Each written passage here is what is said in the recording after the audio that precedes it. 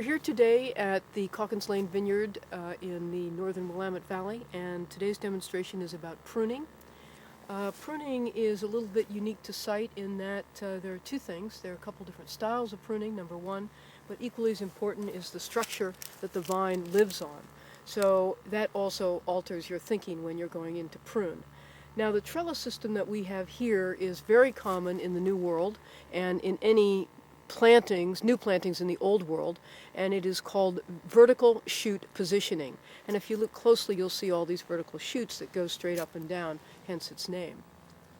So today, what we're going to do is prune this vine, and probably the most important thing to understand that most people don't recognize is that the fruiting canes, and these are called canes, is actually 2-year-old wood.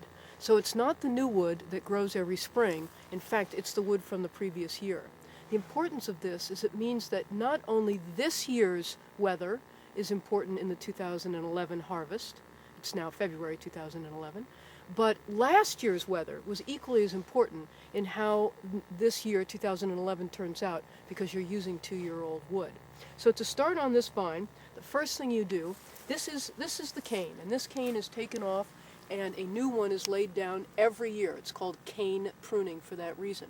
So right away, this cane is coming off. It's the first thing you know, and so the big cut of the day right there. Now you have to have a replacement cane, and from these canes you choose a cane that you think looks the healthiest.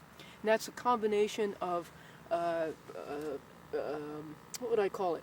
Even spacing between the nodes. These little spots where the buds come out are nodes. The area in between are called internodes, and you want to have even node growth along the area of the cane. And so both of these are perfectly viable canes, and since this one comes a little bit closer into the trunk, I'm going to choose this one so I continue to keep my head a little bit contained. So we're not cutting this baby off, we're leaving it. But we are going to cut around it. So what we've done is we've chosen this cane to be our cane for next year, and I'll show you how that's done.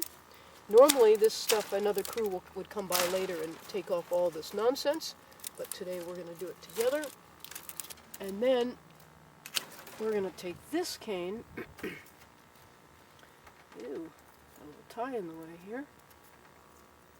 There we go. And we're going to very politely bend it over and just leave it. Now, because I've cut this, there'll be a little sap that will start to flow a little bit in this, just in the exercise of my having cut through the vine.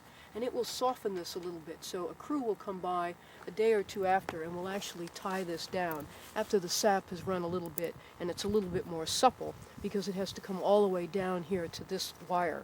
And right now it's a little bit stiff, and in fact I could break it. So that'll happen later.